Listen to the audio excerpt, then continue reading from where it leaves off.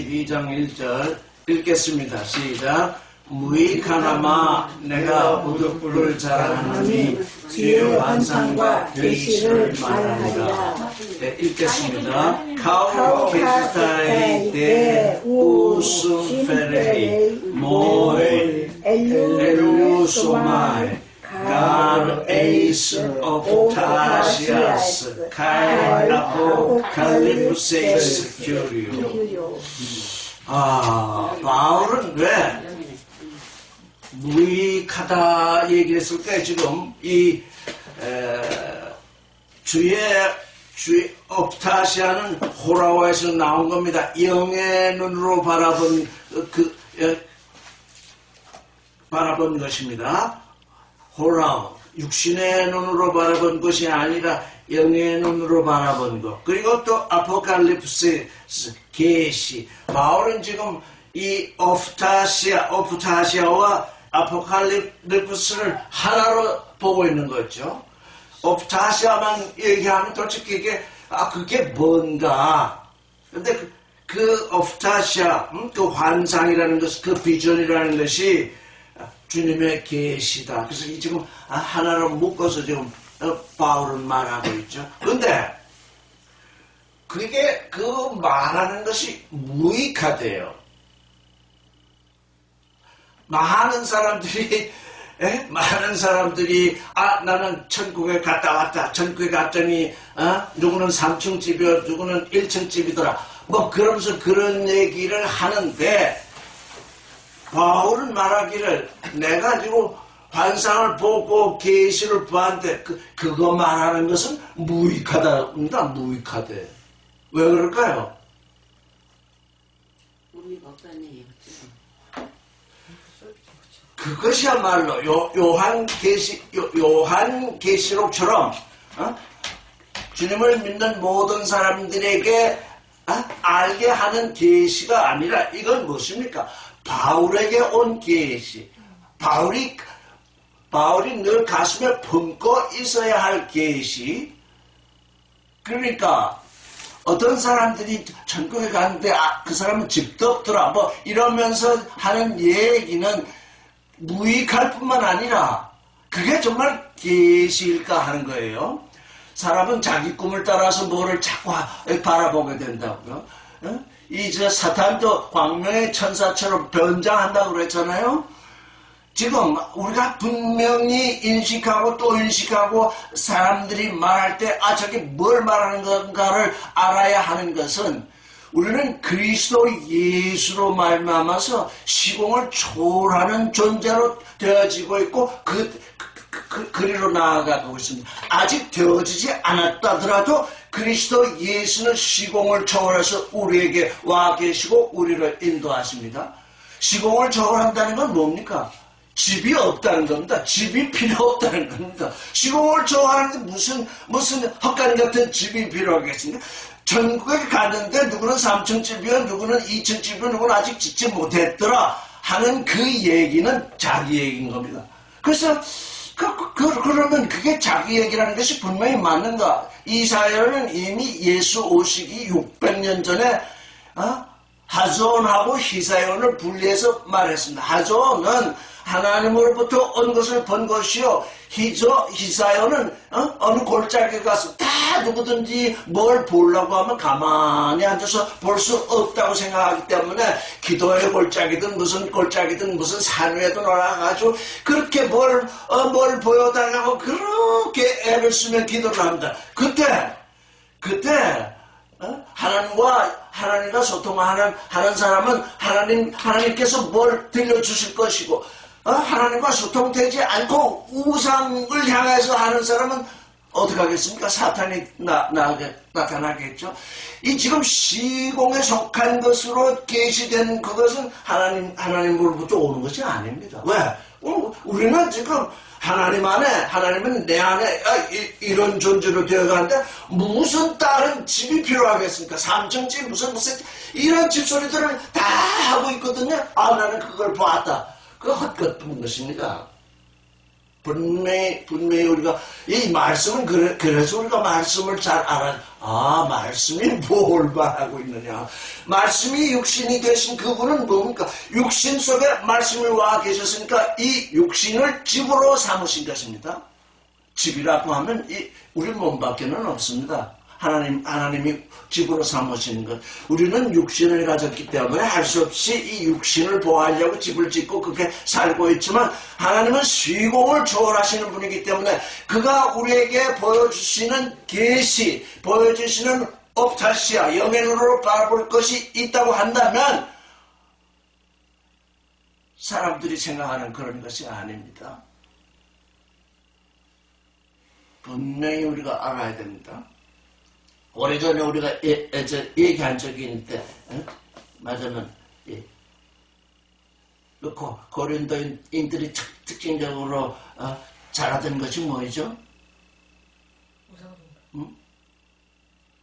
입에서 말이 자꾸 나오는 건 뭐예요? 입에서 사람들이 알아듣지 못하는 말을 자꾸 하는 거, 방언. 그 방언 소용이 없는 것입니다. 우리 동네 여의도 기도처가 하나 있는데 어떤 날 무슨 날인가 모르는 그날 새벽에 글로 산책 나가면 막 와라와라와라와라와라와라 사람들은 자기도 알아듣지 못하고 남도 알아듣지 못한 소리를 하는 것을 그게 방언이다. 그게 하나님으로부터 온 것이다. 이렇게 생각하면서 그걸 하려고 하는데 그거 다 지금 미친 짓입니다. 실제로 바울도 방언을 했습니다. 그 방언은 바울은 알아듣는 방언입니다. 근데 요즘 사람들이 방언한다는 자기가 모르는 얘기를 합니다. 나도 방언 한번 해본 적이 있습니다. 내가 한번 얘기했죠. 기도를 아직 그리스도를 잘 알지 못하지 기도를 열심히 하다 보니까 너무 열심히 하다니까 내 혀가 그냥 자연적으로 움직이더라고. 내 혀가. 이게 무슨 말인지 그때 나는 깜짝 놀랐습니다. 이게 사람들이 방언한다는 것이 바로 이러구나. 내가 너무 나 자신의 열정에 사로잡혀서 나도 모르게 내 입술이 움직이는. 이건 아무에게도 은혜가 되지 않은 것이, 이것은 신령한 것이 아니다. 저는 그때 그걸 알았습니다. 어쨌든 지금 바울에게 환상과 계시가 왔는데 이것을 육신의 귀로 듣는 자, 이게 고린도인들이 바울이 하는 얘기를 잘 알아듣지 못하기 때문에 고린도에 항상 문제가 생기고 있죠. 그래서 내가 이 환상과 계시를 말하는 게 도움이 되지 않는다. 무익하다. 너희에게 무익하다. 왜? 너희가 또 내가 그걸 봤다. 그래서 우리는 이 믿음이 높아지고 진리에 깊이 들어가면 환상을 봐야 되는구나. 또 그렇게 또 생각할 것이기 때문입니다.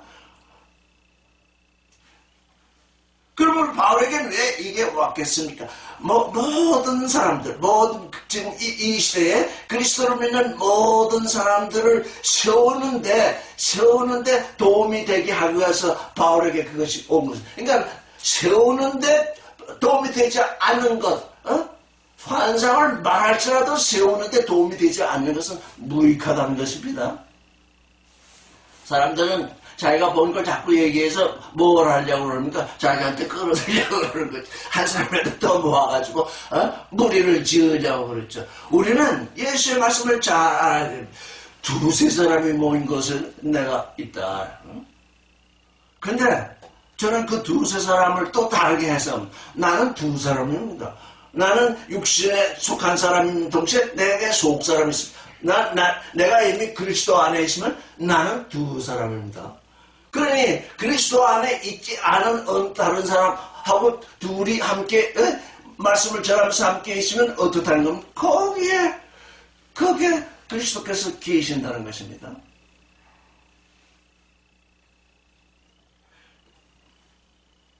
그래서 부득불 그 자랑하는 사람들 때문에 나도 자랑해보겠다. 왜냐? 이제는 그들의 자랑이 얼마나 헛것인 것을 보여주기 위해서 지금 바울은 이 얘기를 하는 것입니다. 그래서 내가 부득불 말한다. 2절 읽겠습니다. 시작. 시작. 내가 그리스도 안에 있는 한 사람을 아노니 14년 전에 그가 셋째 하늘에 이끌려간지라. 그가 몸 안에 있었는지 몸 밖에 있었는지 나는 모르거니와 하나님은 아시느니라. 내가 그리스도 안에 있는 한 사람을 안돼요. 우리는 이 말씀을 읽으면서 이게 바울 자신에 대해서 얘기하는 것 같은데 여기 지금 제 3인칭으로 쓰고 있어요. 내가 그리스도 안에 있는 한 사람을 안다. 왜 그랬을까요? 내가 그리스도 안에 있는 한 사람을 안다.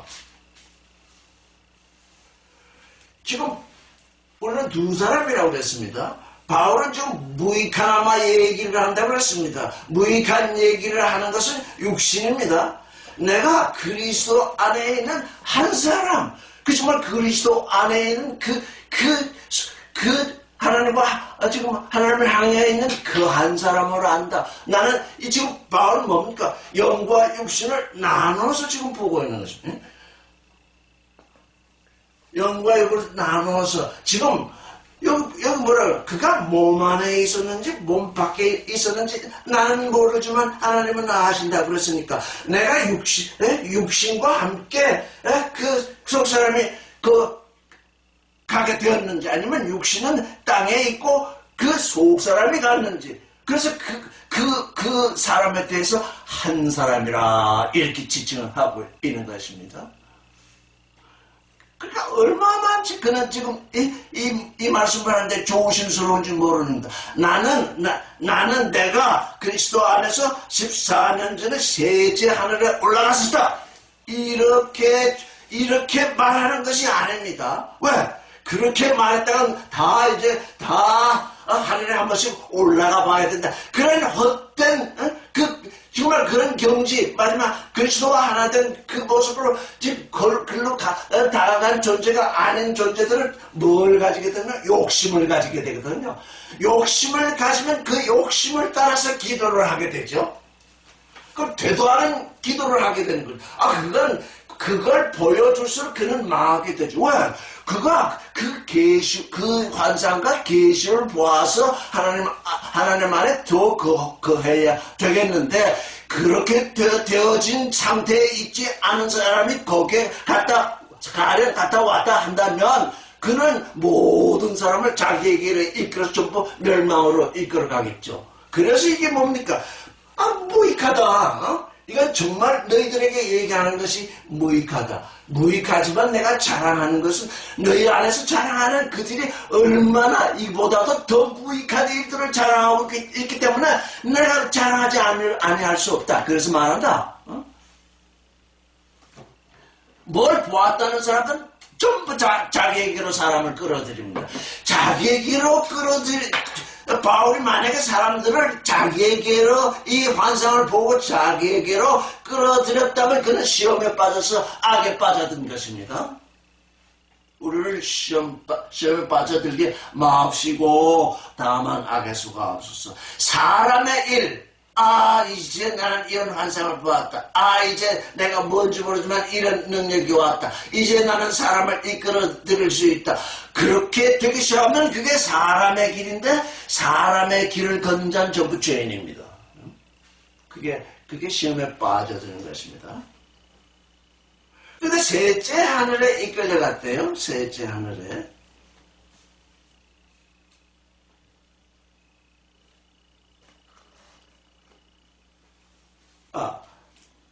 원문을 읽었습니까? 아니, 읽었어요. 원문 읽어야죠. 그럼 읽겠습니다. 시작. 오이다 안트로폰 엔 크리스토 프로 에톤 디카테사론 에이테 엔 소마지 우코이다 에이테 헥투스 주 소마토스 우코이다 호데오스 오이덴 하루파긴 겐타 청토이우전 에오스 트리투우라노. 바울조차도 내가 몸 안에 있었는지 몸 밖에 있었는지 모르는데 하나님만이 아신다. 환상을 보고 계시를 보았다고 해서 모든 것을 아느냐? 그렇지 아니합니다. 보여진 그것만을 아는 것입니다. 여기 그러죠. 나는 내가 몸 안에 있었는지, 몸 밖에 있었는지, 나는 모른다. 어떤 사람들이 뭘 조금 보고 나서는, 바울이 성경을 통해서 하신 말씀에 대해서 그걸 부정하기 시작하고, 이럽니다. 왜? 그게 다인 줄 알기 때문입니다. 어린아이들은 뭐 좀 하나 알면 다인 줄 알죠. 그런 얘기하는 사람들은 전부 어린아이입니다. 우리가 어린아이를 쫓아갈 수 없잖아요. 이제 우리는 어린아이들을 벗어나야 되거든요. 그래서 여기 하루파저가 나오죠. 이끌려갔다 했을 때에 하루파저. 이거 중요한 말씀이죠. 하루파저. 사람들이 뭐라고 그러는가 하루파저. 이거 휴거라고 말하는 단어입니다. 휴거. 그러면 여기 번역이 어떻게 되는 거야? 나는 14년 전에 하나님께 휴거된지라. 이렇게 번역이 돼야 하지 않겠습니까? 이거 휴거가 아니거든요. 하나님의 뜻을 따라서 셋째 하늘에 들어 올려진 얘기죠. 그러니까 이 하루파저를 휴거라고 생각해가지고 몇 년, 몇 월, 며칠, 몇 시에 그리스도께서 오신다 해가지고 여러 사람들이 예언을 하고 산에 올라갔다가 또 헛수고치고 헛수고하고 한 예들이 지금 전 세계에 지금 드러나고 있는데 어떤 또 에클레시아인지 어떤 종파들은 말하기를 앞으로 30년 후에 또 뭐지 그리스도께서 오신다. 그런 앞으로 30년이라는 게 뭡니까? 그게 크로노스입니다. 크로노스의 존재는 그리스도를 알지 못합니다. 아무리 그들이 그 전에 얘기를 하더라도 앞으로 30년 후에 50년 후에 그리스도가 오신다? 그건 카이로스를 모르는 존재이기 때문에 크로노스 존재이기 때문에 그리스도와 상관이 없습니다. 우리는 오늘 이 순간에 카이로스에서 영원하신 하나님과 소통이 되면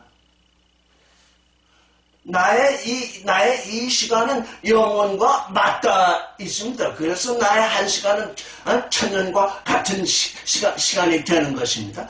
그걸 알아야 되는데 앞으로 50년 후에 30년 후에 그리스도가 오신다? 그 전부 육신에 속한 존재들, 시공에 속한 존재들이 하는 얘기이기 때문에 그게 다 성경을 제멋대로 읽은 것입니다. 우리는 어느 순간 어느 때 있든 간에 그리스도와 소통하는 그 시간, 그게 카이로스이며 그 카이로스는 영원과 맞닿아 있는 시간입니다. 그렇기 때문에 우리가 영원한 존재가 되는 것입니다. 그래서 나는 몸 안에 있었는지 몸 밖에 있었는지, 근데 여기 셋째 하늘이라고 나왔습니다. 우리 간에 첫째, 둘째, 셋째 그러면 어느 게 제일 좋은 겁니까? 첫째, 둘째, 셋째 이렇게 하면 모든 사람들이 지금 셋째 하늘에 대해서 3층창 이래가지고 더 높은 것으로 그렇게 이해를 하고 있잖아요. 근데 저는 읽다가 이게 첫째, 둘째, 셋째 그러면 우리의 상식으로는 첫째 하늘이 더 높은 하늘인데 왜 다 셋째 하늘을 더 높은 것으로 여길까? 전 그렇게 의문을 가지고 있습니다. 아직 풀지는 못했습니다. 이 셋째 하늘이 보통 사람들이 생각하기에 첫째 하늘, 둘째 하늘, 셋째 하늘, 그 셋째 하늘이 가장 높은 것이다. 그렇게들 생각하는데 제가 읽기는 우리 모든 사람들이 첫째, 둘째, 셋째 할 때는 첫째가 제일 좋은 것인데 왜 셋째 하늘을 가장 높은 하늘로 사람들이 보고 있는가? 성경을 읽을 때 그런 의심을 가져야 합니다. 그런 의심을 가지면 이제 항상 품고 있으면 해답이 옵니다. 마음에 그 말씀을 품고 있으면 이미 반은 해답이 온 것입니다. 이제 확실하게 이제 해답이 오게 되죠. 이제 그건 여러분이 마음에 품고 있어야 됩니다. 바울은 지금 셋째 하늘에 이끌려 올라갔다고 그랬습니다. 그런데 바울은 또 히브리서나 이제 에베소 같은 데 보면 우리 하루파주입니다. 우리를 이끌어서 하늘에 앉히셨다. 언제? 지금 이 순간 하늘에 앉히셨다 그랬거든요. 자, 하늘에 앉혀진 우리와 바울이 이끌려간 그 삼층창과 무엇이 다를까?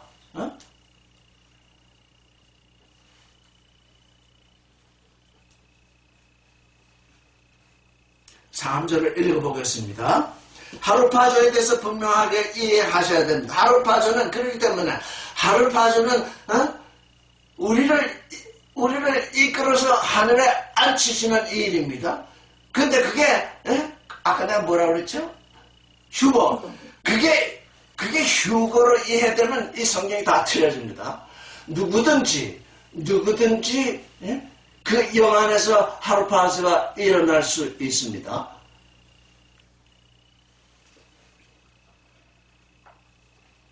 그런데 셋째 하늘에 갔죠? 3절을 읽어보겠습니다. 시작. 내가 이런 사람을 아느니 그가 몸 안에 있었는지 몸 밖에 있었는지 나는 모르거니와 하나님은 아시니까. 내가 이런 사람을 안다. 내가 이런 사람을 안다. 그런데 그가 몸 안에 있었는지 몸 밖에 있었는지 나는 모른다. 하나님만이 아신다.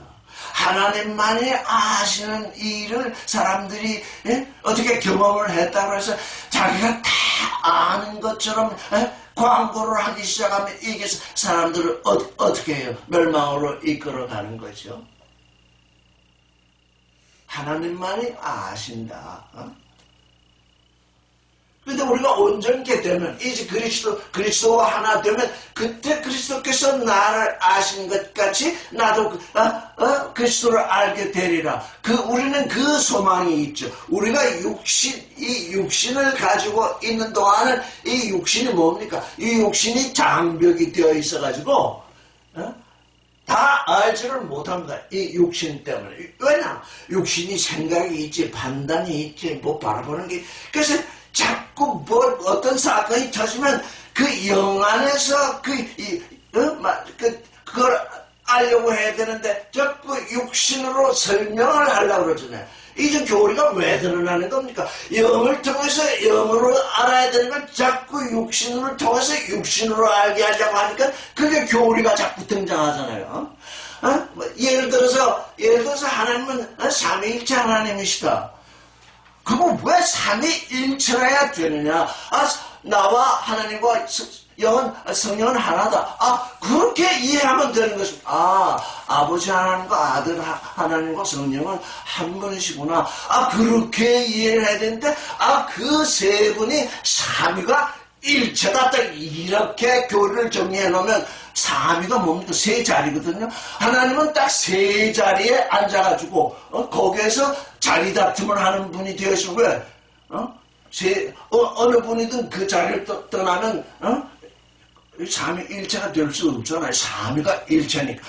그런데 예수 그리스도는 이 땅에 사람을 오셔서 우리를 구원하셨는데 그 자리를 비우셨는데 그러면 그 비우셨을 때는 일위일체인가? 이게 도대체 하나님을 아는 것인지 삼위일체 이런 거 소용이 없습니다. 우리가 세 분이 하나로 역사하신다. 아버지 하나님도 내 안에서 역사하시고 아들 하나님도 내 안에 역사하시고 성령도 내 안에 역사하신다. 하나로 역사하신다. 역사하시는 분야가 다르다. 그러나 하나로 역사하신다. 그렇게 성경이 그렇게 기록이 되어 있으니까 그렇게 알면 되는 거지. 삼위일체가 세 분이 자리 다툼을 하고 있다. 자리라는 게 있게 되면 그걸 떠날 수가 없어요. 그러니까 뭡니까? 삼위일체라고 하니까 하늘에 세 분을 딱 앉혀놓으니까 우리와 상관이 없어지잖아요. 그러니까 미안하지만 교황이라는 게 나옵니다. 삼위일체를 대신하는 존재가 등장해야 돼요. 왜? 그건 하늘에 계시니까.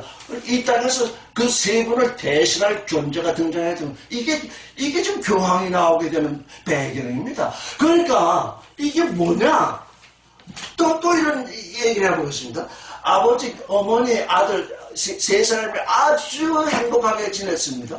근데 그 아들이 항상 말하기가 우리는 삼위일체다. 아버지, 어머니, 나 이렇게 세 사람이 행복하게 지냅니다. 삼위일체다. 근데 갑자기 넷째 번 놈이 탄생을 했습니다. 자, 그러니 삼위일체로 주장하던 그 아들이 하나가 더 생겼으니 그 변대에서 우리는 사위일체다 그럴 리가 없거든. 아니 우리 집은 삼위일체인데 뭐 엉뚱한 놈이 한 놈이 생겨가지고 내가 지금 행복할 수가 없다. 삼위일체를 논하게 되면 우리가 하나님과 하나 되는 일이 전혀 없어지고 맙니다. 나도 하나님의 아들인데 삼위일체 하다 보면 내가 하나님의 아들이 되었을 때 나는 어디에 속한 거냐? 그래서 이 교리라는 게 이렇게 사람을 뛰어든다고요? 그래서 이 교리라는 게 왜 나오느냐? 시공에 속한 존재들이 하는 얘기거든요. 시공에 속하지 않았다면, 그 원래 세 분이 하나로 역사하고 계시는데 많은 아들들을 얻기 위해서 예수 그리스도를 보내서 이제 많은 아들들이 되었으니 그 수많은 존재들이 하나님과 하나다. 이렇게 돼야 되는데 삼위일체를 딱 고정을 시켜놓으니까 뭐 하나님의 아들이 어디 갈 곳이 없어요. 어디를 가겠습니까? 아들이라고 아들이라고 칭함을 받긴 하지만 아들이 아닌 존재가 되잖아요. 그래서 우리가 이 사람의 지혜와 사람의 지식, 사람이 갇혀있는 시공 속에서 뭘 이해를 하고, 그걸, 그나마 아주 이거 참으로 굉장한 깨달음이다. 라고 해서는 자기만 알고 있으면 됩니다. 그걸 교리화시키면, 그 순간 누구를 죽이는 겁니까? 하나님을 죽이는 거를. 하나님은 나와 하나 되시주한데 하나님은 저 하늘에 앉혀놓고 어떻게 하겠다는 겁니까? 그거는 시공을 초월해서 우리와 하나 되시는데 뭘 어쩌자는 겁니까? 이게 교리가 이래서 무서운 것입니다.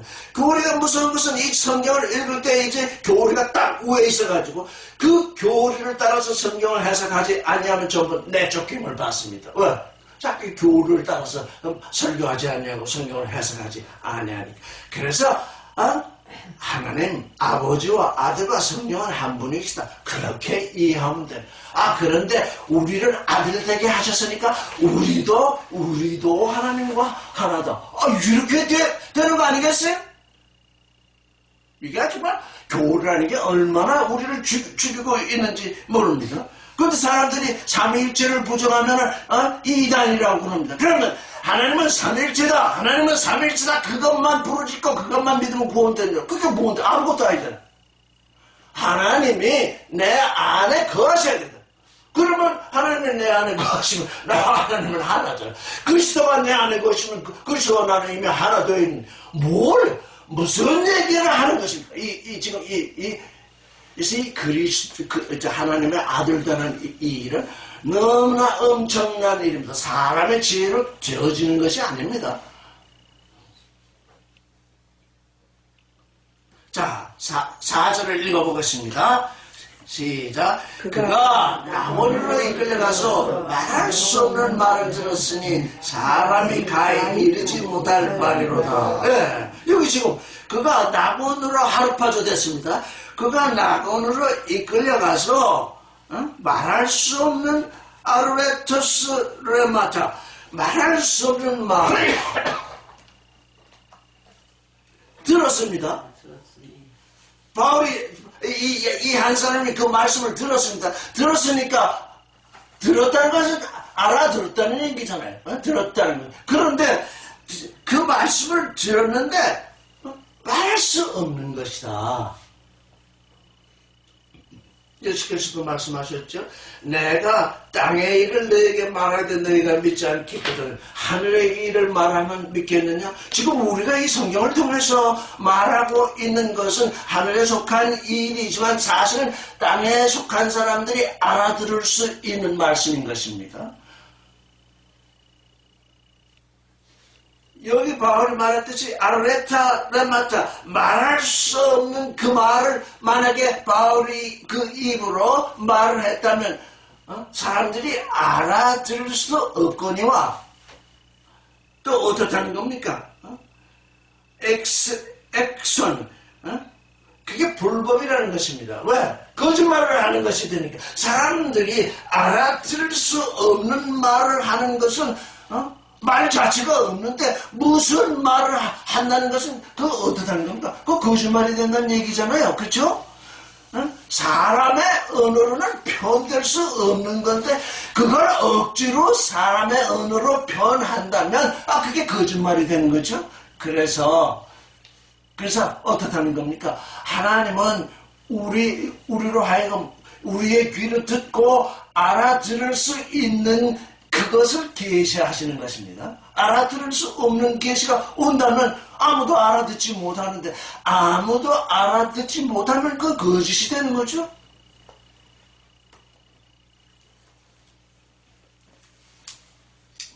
그래서 알아들을 수 있는 말, 하나님이 이 세상 하늘과 땅을 창조하셨다.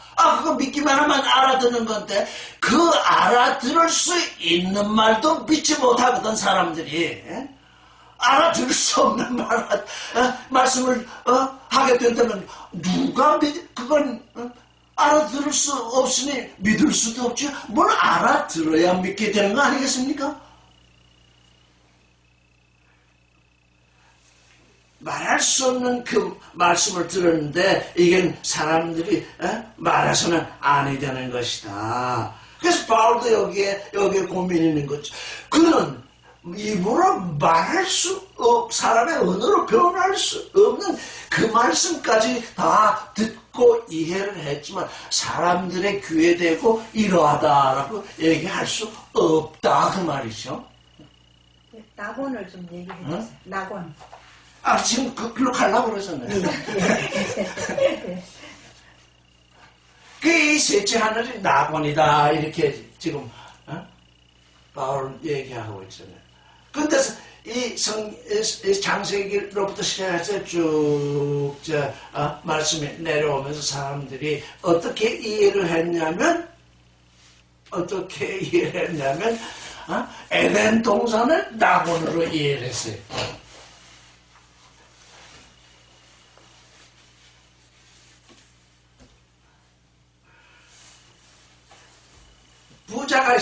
나사로와 부자가 있었는데 부자는 죽어서 음부에 빠지고 나사로는 아브라함의 품에 안겼잖아요. 또 강도에게 예수께서 말씀하시기를 내가 오늘 나와 함께 낙원에 있으리라.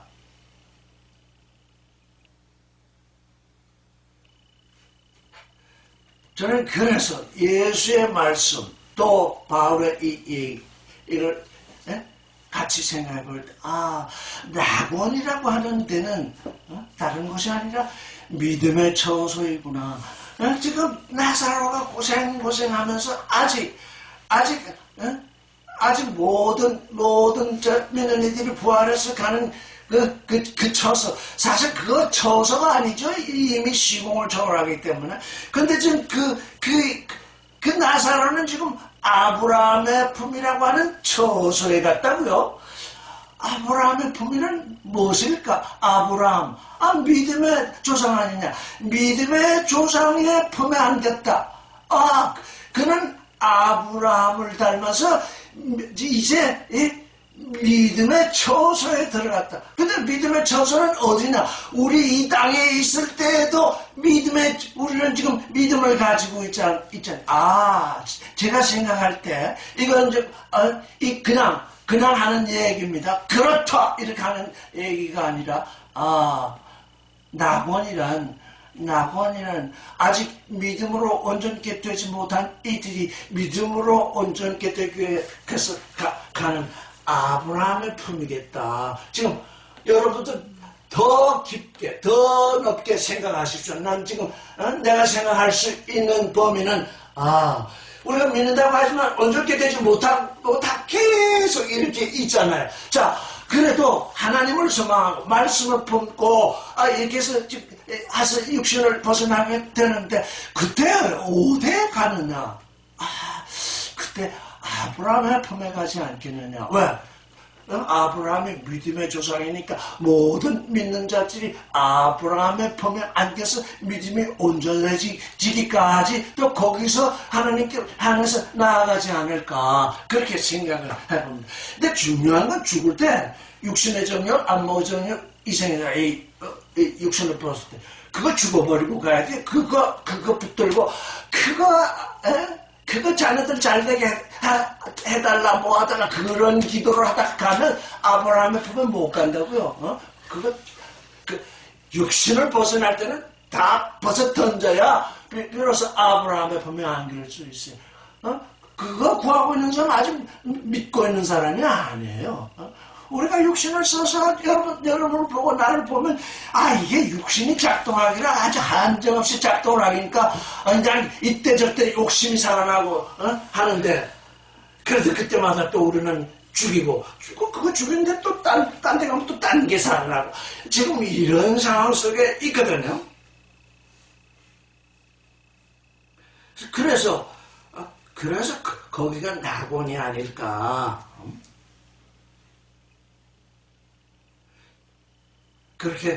그렇게 생각을 해봅니다. 근데 이건 아직 정말 바울처럼, 제 하늘에 이끌려 가보지 아니한 존재로서는, 그것이, 잘 모르죠. 그냥 생각을 해보는 거죠. 이끌려 가봐야, 바울이 이끌려 갔던 것이 바로 여기로구나.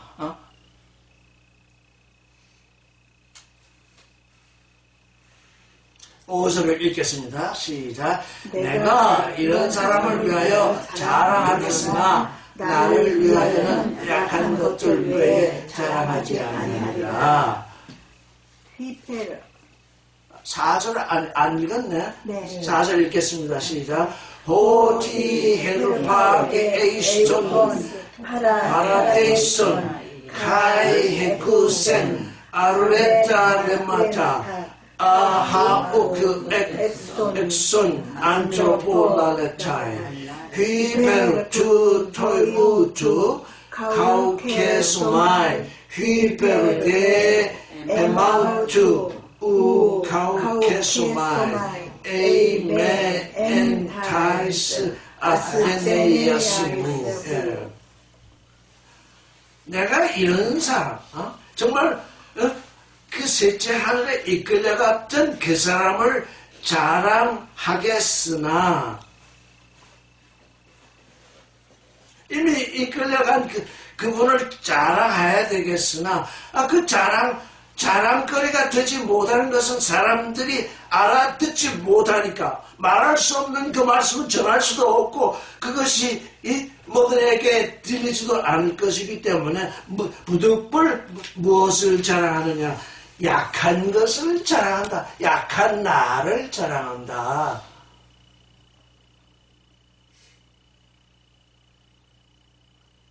이게 자랑거리의 전환입니다. 아주 확실하게 자랑거리를 전환시키십시오.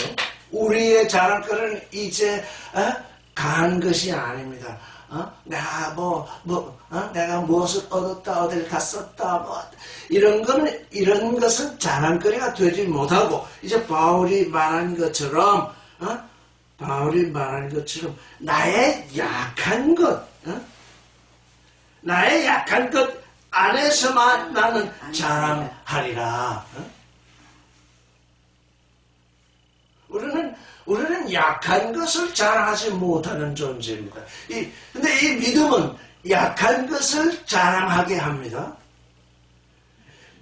이제 고린도 전서와 고린도 후서가 이제 둘로 나눠 있는데, 고린도 전서와 고린도 후서는 어떻게 다를까요? 그걸 우리가 좀 알아야 되겠어요. 고린도 전서는 무엇이고 고린도 후서는 무엇일까요? 고린도 전서는 어떤 것인지 고린도 전서에 1장으로 한번 가보겠습니다.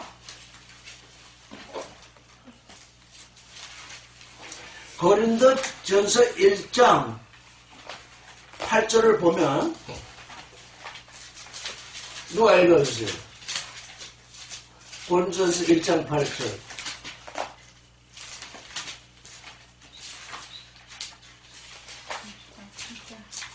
한글 성경으로요. 고린도전서 1장 8절.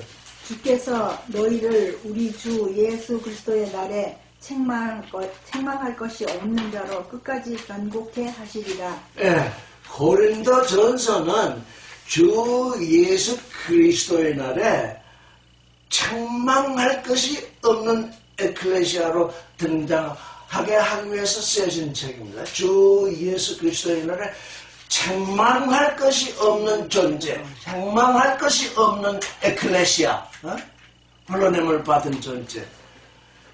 그러면 고린도 후서는 뭘까요? 고린도 후서 1장을 또 한번 1장으로 돌아가 보겠습니다. 1장. 하나님의 뜻으로 말미암아. 고린도 후서 1장 14절을 보면 누가 읽어보세요. 1장 14절. 너희가 우리를 부분적으로 알았으나 우리 주 예수의 날에는 너희가 우리의 자랑이 되고 우리가 너희의 자랑이 되는 그것이. 예, 고린도 전서는 주 예수의 날에 너희가 책망할 것이 없는 에클레시아가 되게 하기 위해서 지금 편지를 쓰고 있는 것입니다. 고린도 후서는 주 예수의 날에 너희가 나는 너희를 자랑하고 너희는 나를 자랑하는 존재. 그러니까 이게 뭡니까? 나의 나됨과 너의 너됨, 우리의 우리됨이 있습니다. 우리는 지금 나의 나됨은 뭡니까? 주 예수 그리스도의 날에 책망할 것이 없는 존재가 되어야 됩니다. 그런데 나도 있고 너도 있기 때문에 너도 책망할 것이 없고 나도 책망할 것이 없는 존재가 되어서 그때 어떻게 된다는 겁니까? 나는 너를 자랑하고 너는 나를 자랑하게 된다는 것입니다. 그러니까 우리가 이렇게 함께 모이는 이유가 뭡니까? 나의 나됨인 동시에 또 뭡니까? 우리의 우리됨인 것입니다. 나만 온전케 되는 것이 아니라 그것과 함께 너도 온전케 되어서 우리가 소통을 하는데 나는 너를 자랑거리로 삼고 너는 나를 자랑거리로 삼게 된다는 거예요. 그러니까 어떻게 된다는 겁니까, 이제? 앞으로, 우리 간에, 이제, 우리 각각 개인은 어떻게 생각해야 된다는 겁니까? 나의 나됨이 온전케 되어야 책망할 것이 없어야 상대방이 나를 자랑거리로 여기게 된다는 것이 인식이 되는 거죠. 나는 여기 말씀을 듣는 여러분이 나의 자랑거리가 되고, 여러분은 이 말하는 나를 자랑거리를 자랑하게 되는 그 일이 전개되어야 한다는 것이죠. 그러니까 내가 책망할 것이 없는 온전한 존재들이 각각이 온전한 존재들이 되어질 뿐만 아니라 서로가 소통이 돼서 너 정말 책망할 것이 없는 존재이기 때문에 나의 자랑거리다. 또 상대방은 또 상대방에게 너는 책망할 것이 없는 존재이기 때문에 나의 자랑거리이다. 그러니까 어떻다는 겁니까? 예수 그리스도 안에서는 혼자 존재할 수 없다는 거죠. 각 사람이 단독으로 서야 하는데, 단독으로 서야 하는 이유는 다른 사람을 자랑거리로 삼고자 하기 때문에. 내가 온전치도 않은데 다른 사람을 자랑거리로 살아봤자 소용이 없다. 내가 온전해지고 다른 사람이 온전해지고 자매가 온전해져서 당신은 나의 자랑거리요. 또 상대방이 생각할 때 당신도 나의 자랑거리이다. 이게 1층도 온전하게 되어지는 거겠죠? 그래서 이 말씀을 아침에 생각하다가 하나님이 아담을 에덴 동산으로 이끄신 것이 바로 이것이구나. 아담은 하나님을 자랑스럽게 하나님이 나에게 이 에덴 동산을 주셨고 하나님이 나의 아버지가 되신다고 하나님을 자랑거리로 여기고 하나님은 아담을 이제 이 일을 통해서 아담이 구원되고 나의 아들이 될 것이니 아담이 하나님의 자랑거리가 되게 하기 위해서 그 일이 일어나는 것입니다. 그러니까 이제 주 예수 그리스도 안에서 우리가 지금 지향하는 바는 우리가 그리스도 안에서 온전케 될 뿐 아니라 그리스도의 자랑거리가 되는 것이고 내가 억지로 그리스도로 하여금 나를 자랑하십시오 할 수 없죠. 그리스도를 그래서 나를 보실 때 내가 자랑거리가 되죠. 내가 그리스도를 볼 때 그리스도께서 나의 자랑거리가 돼. 그래서 그리스도를 자랑하는 것은 말씀을 전파하는 그 일부터 시작되죠. 그래서 우리가 말씀을 전파하면서 온전하게 되고 그리스도의 자랑거리가 되면 바로 그 일이 우리가 그리스도를 세상에 자랑하는 그 일이 되는 거죠. 그런데 그 일이 어떤 데서 일어나냐면 약한 것을 자랑하는 데서 나온다는 거예요. 약한 것. 약한 것. 여러분 우리는 그동안 집에서나 어디서나 이렇게 일상생활을 할 때 내가 누구 앞에서 약한 존재가 되면 아주 그냥 기분이 나쁘고 아주 이러잖아요. 근데 이제 그리스도 안에서 이제 가치의 전환이 확 일어나가지고 그래 이게 내 자랑거리다. 네? 네가 강한 존재고 내가 약한 존재가 되는데 내가 약한 존재가 되는 이것이 나의 자랑거리다. 넌 계속 강해져라. 나는 계속 약해질 터이니. 네? 한때 우리는 강해져야 뭘 이기고 강해져야 뭘 인생을 살고 이 온 세상은 강한 자만이 살아남는다. 그러는데 온 세상은 강한 자만이 살아남는데 그게 죽음이죠. 하나님께 아무 소용이 없습니다. 하나님과는 상관없는 선악지식이니까. 그래서 세상에서 열심히 살아남았더니 하나님 넌 나와 상관이 없어. 그게 하나님과 상관지음이 뭐냐? 나는 세상에서 이렇게 약하게 돼가지고 이렇게 지금 살고 있습니다. 나를 좀 보살펴 주십시오. 그래. 내가 세상에서 그렇게 약하게 살고 있다면 그리스도의 은혜가 내 안에서 온전히 이루어지리라. 지금 시간 아직 안 됐죠? 거의 다 돼. 아니야 10분 남았어요. 자.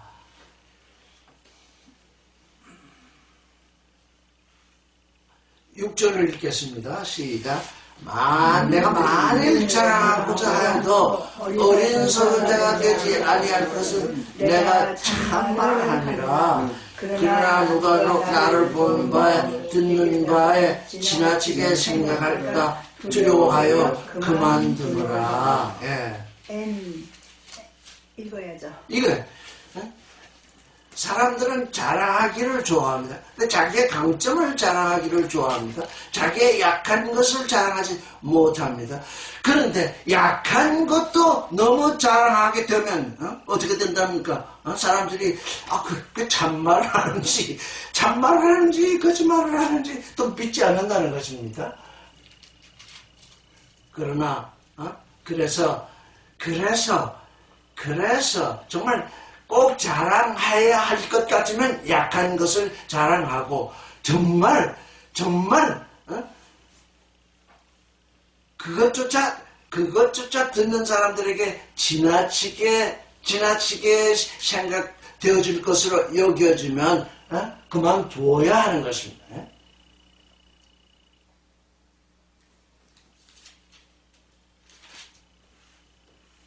7절을 읽겠습니다. 6절 원문으로 Ean gardeso kau kesastai uku esomai afron alethean garo feito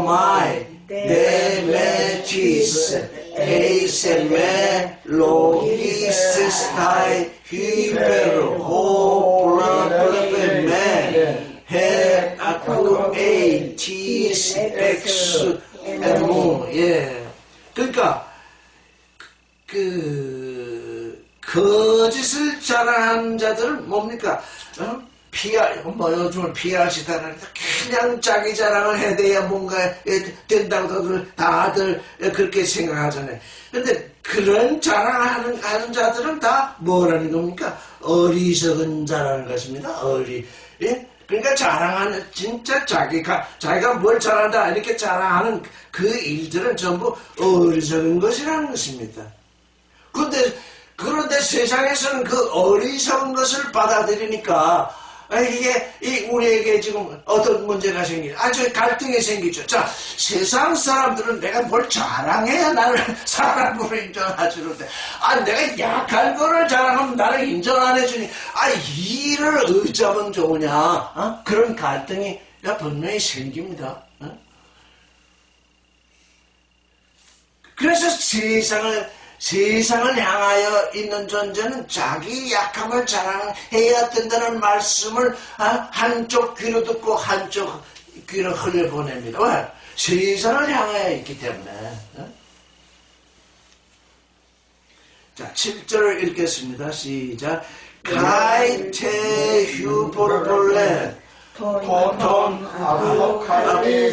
아포칼립세온 히나메 휴베라이오마이 에도데 모이 시콜로크 데살키 앙겔로스 사탄 히나메 칼로피제 히나메 휴베라이오마이 7절 여러 계시를 받는 것이 지극히 크므로 너무 자부하지 않게 하시려고 내 육체에 가시 곧 사단의 사자를 주셨으니 이는 나를 쳐서 너무 자부하지 않게 하려 하십니다.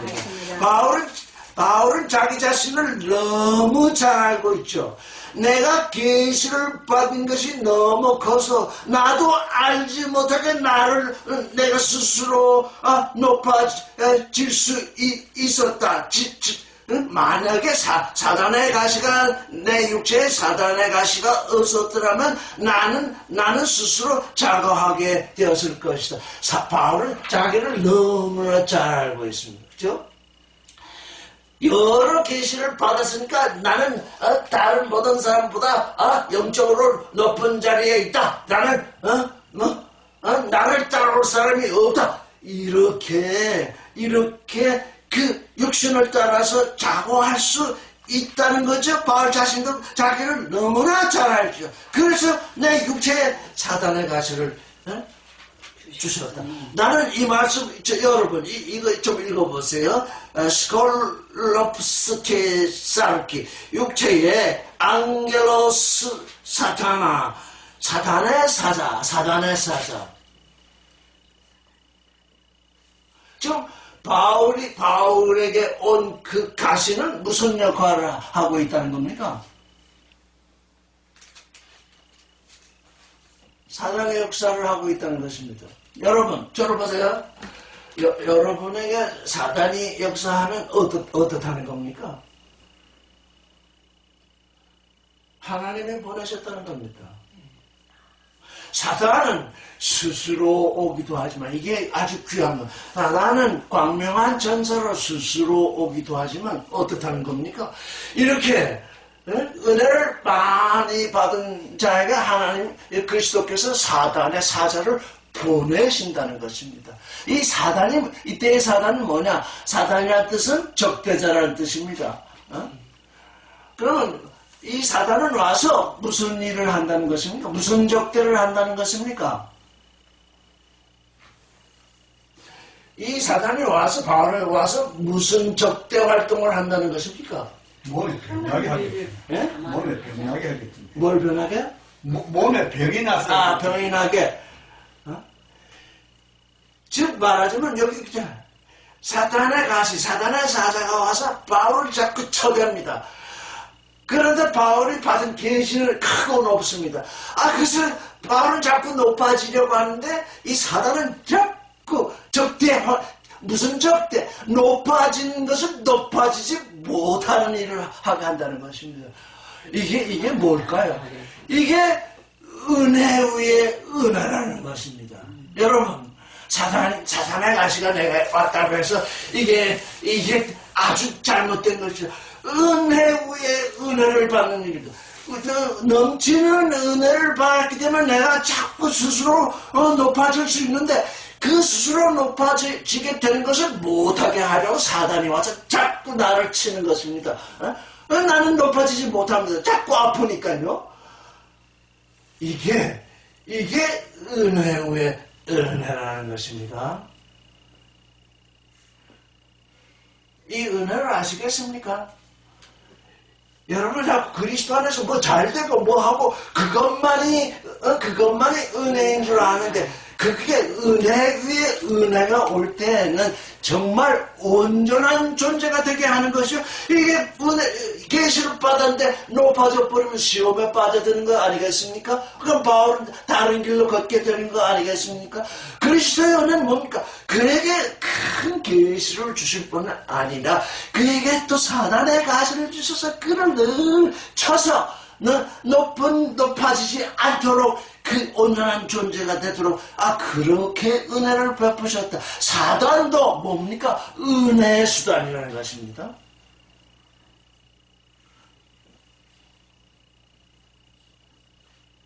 그러니까 사람들이 사단을 생각할 때 뭐 아주 긴 뿔이 생기고 아주 그냥 무시무시한 눈이 생기고 사람을 다 지옥에 빠뜨리는 이런 존재로 생각하면 도대체 성경을 알지 못한다는 거죠.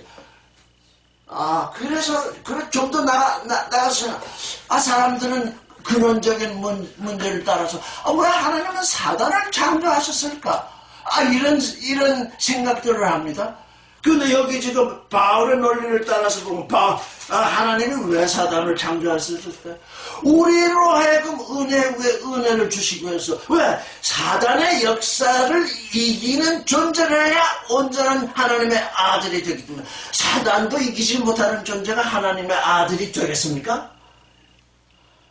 에덴의 동산에서 배명해진 그 아담은 사단의 역사를 이기지 못해서 그 에덴의 동산에서 쫓겨난 것이거든요. 그러니까 뭡니까? 이 사단이라는 것은 한면으로 보면 스스로 악한 짓도 하지만 또 한면으로 보면 정말 하나님의 아들 되는 흠잡을 게 없는 그런 존재가 되게 하려면 사단도 역사를 해서 그 사단의 역사에 지느냐 이기느냐 그게 또 하나님의 뜻이라는 것입니다. 그러니까 우리에게 어떤 역사가 올 때 이게 나를 온전한 존재로 되게 하는 그 무엇이구나. 항상 뭡니까? 항상 하나님의 그 기쁘신 뜻. 하나님은 나를 하나님의 아들이 되게 하는 그 기쁘신 그 뜻을 위해서 우리에게 이런 은혜도 주시고 저런 은혜도 주시고 이렇게 이끌어 가시고 저렇게 이끌어도 가시는데 혹시 내가 하나님의 정말 이끌림에 내가 너무 흥분해가지고 그냥 육신을 쫓아 살 것처럼 보이면 어떻다는 거 반드시 무엇이 나를 나되게 하도록 것이 온다는 것입니다. 왜? 하나님이 그렇게 역사하시 않는 시험에 빠져가지고 또 딴 데로 악속으로 악한 속으로 넘어가게 되겠죠.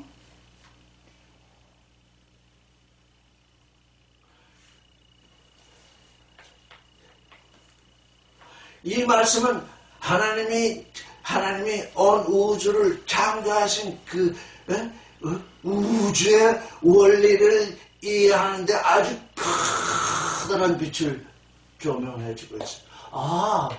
이 사단도 저 경주가 있잖아요. 장애물 경주. 장애물 경주할 때 앞에 장애물이 잔뜩 놓여있습니다. 왜 사람들은 장애물 경주를 할까요? 장애물을 뛰어넘어서 승리하려고 하는 거잖아요. 하나님이 우리에게 사단의 역사를 이렇게 베푸시는 것은 네가 그 사단조차 이기지 못하면 내 아들이 아니다. 이런 얘기죠. 그 사단에 대해서 궁금하던 그 궁금증의 일부가 여기서 확 풀려버린다. 아, 이게 사단의, 그러니까 사단의 역사에 지는 건 어떤 하나님의 아들이 될 수 없다는 얘기예요. 왜? 응? 내 아들은 사단의 역사도 사단도 이기는 존재. 그래야 나한테 와서 나와 하나 됐을 때 세상에서 고난을 받던 것, 세상에서 고통받던 것, 세상에서 슬픔을 느끼던 것, 하다못해 사단의 역사를 이기던 것, 이게 나를 나들게 하시려고 지금 하나님께서 이 모든 것을 예배하셨구나. 우리가 그걸 알 수가 있는 거죠. 오늘 몇 가지만 할까요? 예, 오늘